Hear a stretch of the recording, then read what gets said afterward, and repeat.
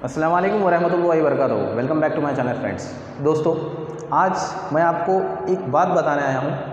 हम यहाँ पर कुछ सीखेंगे नहीं, लेकिन समझेंगे कि ज़िंदगी में हमें कामयाब होने के लिए मेहनत कितनी ज़रूरी है, और इस मेहनत को करने के लिए हमें अपना वक्त, हमारी तालीम, हर एक चीज़ हमें लगानी होगी।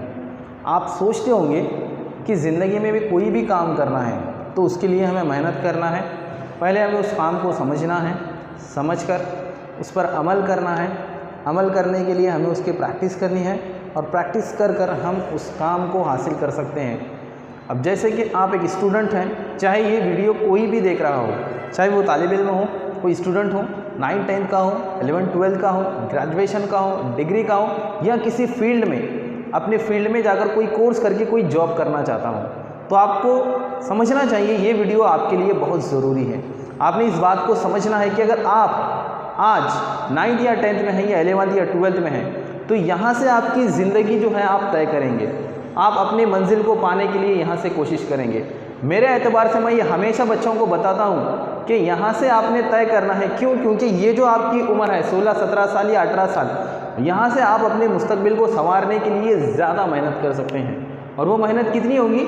सिर्फ़ और सिर्फ आपने यहाँ से 5 से 6 साल मेहनत करना है। आपका 11th-12th के बाद में डिग्री होंगी, और डिग्री पे डिपेंड होगा कि आप किस तरह की जॉब कर सकेंगे। आप कोई भी फील्ड में चली जाइए, अगर आप ये सोचते हैं कि बग़ैर मेहनत के आप किसी चीज़ को पा लेंगे, तो ये नामुमकिन है। अगर आप इस बात को समझ लें कि किसी भी चीज़ को पाने के लिए सबसे ज़रूरी जो चीज़ है वो मेहनत है, क्योंकि मेहनत की वजह से ही हम किसी चीज़ को पा सकते हैं। और मेहनत करना कैसे है? हमें उस चीज़ की ज़्यादा से ज़्यादा प्रैक्टिस करनी है। मैं यहाँ पर इस वीडियो में आपको 3 स्टोरीज़ बताने वाला हूँ, और ये तीनों स्टोरीज़ आपके लिए बहुत ज़्यादा ज़रूरी होंगी। इन स्टोरीज़ में सबसे पहले मैं आपको बताना चाहता हूँ कि देखो, सबसे पहले हम इस चीज़ को समझेंगे कि हम अभी यहाँ पर जो तालीम हासिल कर रहे हैं, ये तालीम हमारे लिए कितनी ज़रूरी है। क्योंकि तालीम हमारी मुस्तकबिल को, हमारे करियर को बना सकती है, उसे रोशन कर सकती है, उसे चेंज कर सकती है, उसे ब्राइट बना सकती है। अगर आज के दौर में आप देखेंगे तो ये तो दौर जो है ये कॉम्पिटिशन्स का दौर है। अगर आप बड़ी बड़ी पोस्ट पे जाना चाहते हैं, आप किसी ज़िले का कलेक्टर बनना चाहते हैं, आप IAS बनना चाहते हैं, आप IPS बनना चाहते हैं, तो आपको एग्ज़ाम क्लियर करना होगा।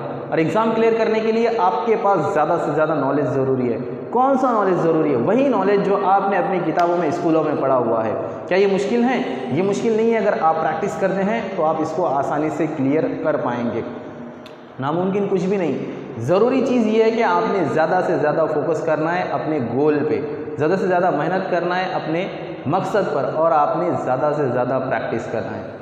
कोई बात मुश्किल नहीं होती। अगर आप विराट कोहली की बात लें, विराट कोहली मेरी नज़र में सबसे बेस्ट प्लेयर अब तक नज़र आते हैं इंडिया की क्रिकेट टीम में, कि कम से कम उम्र में उन्होंने ज़्यादा से ज़्यादा रिकॉर्ड्स अपने नाम पर कर लिए हुए हैं। अगर उनकी पैदाइश आप देखेंगे 1988 में हुई, और 3 साल की उम्र में उन्होंने बैट पकड़कर क्रिकेट खेलना शुरू किया। और जब वो 9 साल के थे तो उनके एक पड़ोसी ने बताया कि आपको क्रिकेट गली में नहीं खेलना चाहिए, बल्कि आपको एकेडमी ज्वाइन करना चाहिए। और 9 साल की उम्र में उन्होंने एकेडमी को ज्वाइन किया, यानी 1998 में उन्होंने एकेडमी को ज्वाइन किया। और 1998 से लेकर 2008, इस 10 साल के पीरियड में वो कहाँ पर पहुँच गए? वो हमारी इंडियन क्रिकेट टीम के अंडर 19 टीम के प्लेयर बन चुके थे। किस वजह से बने? क्योंकि उन्होंने 1998 से लेकर 2005 तक ये जो 7-8 साल का पीरियड था, उसमें उन्होंने सख्त मेहनत की। उन्होंने अपने गोल पे फोकस किया, अपनी मेहनत को देखा, ज़्यादा से ज़्यादा प्रैक्टिस की, और अंडर 19 के प्लेयर बन गए। उन्होंने पाकिस्तान के साथ भी बहुत से मैचेस खेली, बहुत से टीम अंडर 19 के वो कैप्टन भी बने। और जब 2011 में वर्ल्ड कप हुआ तो हमारे हिंदुस्तान की क्रिकेट टीम के वो प्लेयर थे। मेरी नज़र में देखेंगे तो he is the Virat wall of Indian cricket team. उसके जैसा प्लेयर मैंने अब तक नहीं देखा। अगर वो पिच पे होते हैं तो मुझे ये भरोसा होता है कि जब तक कोहली है हम मैच को हार नहीं सकते। तो ये पहली स्टोरी थी। दूसरी स्टोरी मैं आपको बताना चाहता हूँ कि आपके साथ कैसी भी सिचुएशन हो, तो आपने ये नहीं सोचना चाहिए कि उस सिचुएशन की वजह से मैं हार जाऊंगा, मैं फेल हो जाऊंगा, मैं नाकामयाब हो जाऊंगा। देखो, ये सिचुएशंस जो होती हैं ये हमें और ज़्यादा मजबूत बनाने के लिए आती हैं, और ज़्यादा पावरफुल बनाने के लिए आती हैं, और ज़्यादा एकदम कॉन्फिडेंस से काम करने के लिए आती हैं। ये सिचुएशंस हमें बताती हैं कि हमारी कमज़ोरियाँ क्या हैं, हमारी वीकनेस क्या है, और हम कमज़ोरियों को, वीकनेस को समझकर हम हमारी मकसद को पाने में आगे बढ़ सकते हैं। तो एक दूसरी स्टोरी बताना चाहता हूँ मैं, जो रियल स्टोरी है। ये केरली, ये एक पिस्तौल शूटर थे। ये हंगरी एक मुल्क आता है, हंगरी के ये एक पिस्तौल शूटर थे, आर्मी में काम करते थे। ये बात है 1938 की। 1938 में केरली अपने मुल्क के हंगरी के बेस्ट शूटर थे, बेस्ट पिस्तौल शूटर थे। उन्होंने बहुत सी नेशनल चैंपियनशिप अपने नाम कर ली थी। लेकिन 1938 में क्या हुआ, 1938 में एक मरतबा जब मिलिट्री का कैंप चल रहा था, मिलिट्री के कैंप के दौरान उनका जो हाथ था, ये हाथ उनका चला गया। कैसे चला गया? जब वो मिलिट्री की प्रैक्टिस कर रहे थे, ट्रेनिंग कर रहे थे, ट्रेनिंग में उनके हाथ में ही हैंड ग्रेनेड एक फट गया और उनका हाथ ये चला गया।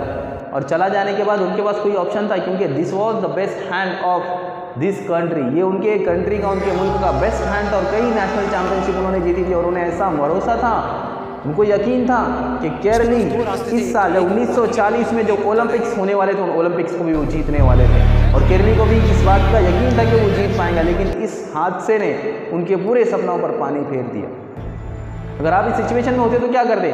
आप पूरी तरह से हार मानते और रोते बैठते। लेकिन केरली ने वैसा नहीं किया।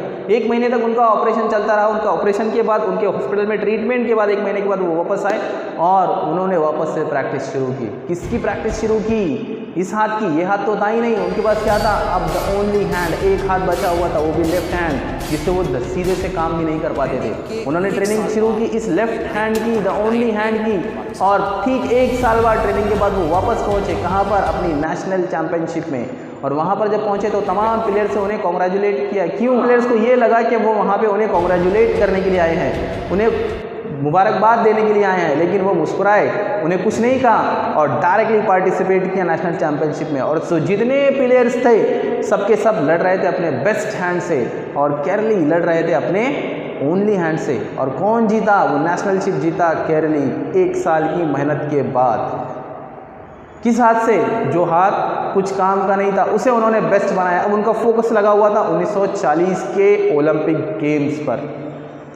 फिर उन्होंने 1 साल मेहनत की और 1940 में ओलंपिक में वो हिस्सा लेना चाहते थे। लेकिन 1940 के ओलंपिक्स नहीं हुए। क्यों? क्योंकि वर्ल्ड वॉर चालू था। क्यों? क्योंकि वर्ल्ड वॉर चालू था, आलमी जंग स्टार्ट थी। और उस जंग की वजह से जितने भी कॉम्पिटिशन थे उनको कैंसिल किया गया। तो केरली ने अपना फोकस उठाया और लगा दिया 1944 के ओलंपिक्स पे। फिर 1944 आने के बाद भी उस वक्त के भी ओलंपिक्स कैंसिल हो गए। अगेन वर्ल्ड वॉर, और फिर से दूसरी आलमी जंग। क्यों हुआ ऐसा? उसके बाद उन्होंने फोकस किया अपनी डायरेक्ट गया नेक्स्ट ओलंपिक पर। और अगला जो ओलंपिक होने वाला था वो था 1948 में। और 48 में अब उनकी उम्र हो गई थी 38 साल। जब 1938 में वो 28 साल के थे, अब उनकी उम्र हो गई थी 38 साल। और 38 साल में 12 सालों में कई और नए नए कॉम्पिटिटर्स उनके सामने आ गए थे। लेकिन वो हार नहीं माने। उन्होंने 1948 में ओलंपिक्स में अपने ओनली हैंड से पार्टिसिपेट किया और गोल्ड मेडल जीत लिया। Best hand of the world बन गए, क्योंकि यही उनका मकसद था। अगर आप कुछ करना चाहें, अगर आप कुछ करना चाहें तो वो कर सकते हैं। बस आपके अंदर वो करने का जज्बा चाहिए, वो लगन चाहिए, वो मेहनत चाहिए और वैसे प्रैक्टिस चाहिए। सिर्फ यहाँ नहीं रुके वो। इसके बाद 1952 में भी जो ओलंपिक्स हुए उसमें भी उन्होंने पार्टिसिपेट किया और उसमें भी वापस से उन्होंने गोल्ड मेडल जीता। और पूरी दुनिया की हिस्ट्री में वो पहले ऐसे प्लेयर बन गए जिन्होंने लगातार 2 बार गोल्ड मेडल जीता इस पर्टिकुलर कंपटीशन में। तो मुझे लगता है कि हमें किसी भी सिचुएशन से हार नहीं मानना है। हमने अपने आप को कॉन्फिडेंट बनाना है, खुदाएतमाद बनाना है और प्रैक्टिस करना है। आप किसी के पास भी चले जाइए, किसी को पूछेंगे कि तुम्हारी हार कैसे हुई, तुम किस तरह से हार गए, नाकामयाब हुए, तो उसके पास कई सारी लिस्ट होंगी बताने के लिए। मेरे पास ये नहीं था, ये नहीं था, इस वजह से मैं हार गया, इस वजह से मैं नहीं कर पाया। लेकिन आप किसी एक पर्टिकुलर कामयाब शख्स के पास जाएंगे तो उसको आप पूछेंगे तो वो बताएंगे कि मेरे पास ये एक वजह थी और इस एक वजह की वजह से मैं उस करने के लिए या उस काम को करने के लिए मैं बहुत ज़्यादा उसमें मेहनत करने लगा। अब आपने सोचना है कि आपने करना क्या है। आपने ज़्यादा से ज़्यादा फोकस करना है अपने गोल पे। एक गोल, अब आप अगर स्टूडेंट हैं तो हमारा गोल क्या है? सिर्फ़ और सिर्फ हमारा गोल ये है कि हमें हमारी स्टडी पे फोकस करना है। मेरी बात गौर से सुनो। अभी यहाँ से आपने 5 से 6 साल मेहनत करना है। 5 से 6 साल में आप एक डिग्री लेंगे और जितने भी आप पोस्ट देखेंगे, जितने भी आप प्रोफेशंस देखेंगे, इन प्रोफेशंस में किसको काम दिया जाता है, किससे सिलेक्ट किया जाता है? उसे ही सिलेक्ट किया जाता है जिसके मार्क्स, जिसके परसेंटेज उस एग्ज़ाम में सबसे ज़्यादा हों, जिसके परसेंटेज किसी डिग्री में ज़्यादा हों। जिसके पास वो क्वालिटी है, और क्वालिटी आपकी किस चीज़ से नापी जाती है? सिर्फ़ और सिर्फ आपके मार्क्स और परसेंटेज से नापी जाती है। आप देखे होंगे, अगर आपने साइंस के बच्चों को पूछा है कि वो जो तैयारी करते हैं वो नीट एग्ज़ाम की CET की तैयारी करते हैं, और उनका जो सिलेक्शन होता है वो सिर्फ़ और सिर्फ डिपेंड होता है CET और नेट के एग्ज़ाम के ऊपर। तो आपने करना क्या है वहाँ पे? आपने ज़्यादा मेहनत करना है। यहाँ पे किस चीज़ से आपको एडमिशन मिलेगा? यहाँ पे सिर्फ और आपके मार्क्स की वजह से एडमिशन मिलेगा। और मार्क्स कैसे बढ़ेंगे आपके? आपके मार्क्स बढ़ेंगे ज़्यादा से ज़्यादा मेहनत करने पे। तो मेरी बात को, इस चीज़ को समझो, ये 5 से 6 साल आपकी ज़िंदगी को बनाने के साल हैं। मैं आप तमाम बच्चों से, मेरे स्टूडेंट से मैं रिक्वेस्ट करता हूँ कि आपने ज़्यादा से ज़्यादा फोकस करना है अपनी पढ़ाई पे। क्यों? क्योंकि अगर आप ये 5 से 6 साल या 6 से 8 साल मेहनत करेंगे तो मैं आपसे कहता हूँ कि आपकी ज़िंदगी आगे की 60 से 70 साल ये सुकून में जाएंगी। आप एक सेटिस्फाई एक प्रोफेशन में आप लग जाएंगे। आपकी ज़िंदगी जो है, आपका मुस्तकबिल वो रोशन बन जाएगा। और ये बात मैं 100% यकीन से कह सकता हूँ कि अगर आप ये 6 से 8 साल मेहनत नहीं करेंगे तो मेरी बात ये आपके दिमाग में लिख लेना, अगर आप ये 6 से 8 साल तक मेहनत नहीं करते हो तो आपको ज़िंदगी के 60 से 70 साल तक रोज़ाना मेहनत करनी पड़ेगी। तो आपने सोचना, इस बात को आपने करना क्या है, या 6 से 8 साल मेहनत करना है या पूरी ज़िंदगी के 60 से 70 साल मेहनत करना है। क्यों मैं ऐसा कह रहा हूँ? आप ऑब्ज़र्व कीजिए, आप अपने आसपास आप मुआयना कीजिए, आप इस चीज़ को तसव्वुर कीजिए, सोचिए कि आपके फैमिली के अंदर जो आपसे बड़े, जो 8 या 10 साल बड़े लड़के लड़कियां हैं, जिन्होंने अच्छी तालीम हासिल की, वो आज कहाँ पर पहुँच गए हैं, और जिन्होंने अच्छी तालीम हासिल नहीं की वो आज कहाँ पर हैं।